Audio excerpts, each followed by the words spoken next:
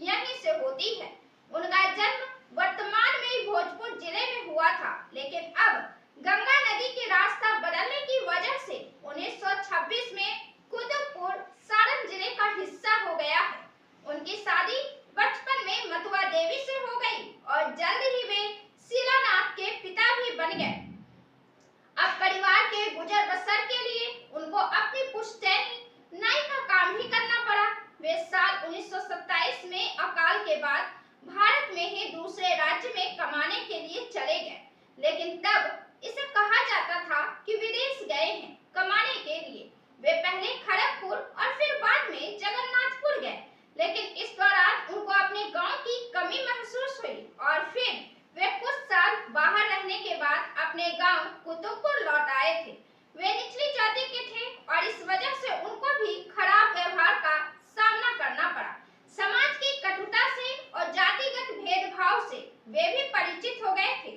उनकी गायकी और उनकी संवेदनशीलता ने उन्हें समाज से जोड़ दिया। वे सामाजिक जटिलताओं और विसंगतियों को महसूस करने लगे और करीब से देखने लगे। उन्होंने समाज को बारीकी से देखा और उसे महसूस किया और फिर अपने संगीत में उसे स्थान दे दिया। वे लोगों के चेहरे पर मुस्कान लाने जानते थे। वे समाज की बारीकियों में उस दर्द को भी महसूस किए जिस पर शायद किसी का ध्यान नहीं जाए। गायकी के अतिरिक्त वे अभिनय और नृत्य को भी साथ लिया था। वे कई तरह के वाद्य यंत्रों को भी बजाने लगे थे। इतना ही नहीं, वे गांव वालों को ट्रेनिंग भी देने लगे थे और अपनी नाटक मंडली भी बना लिया था।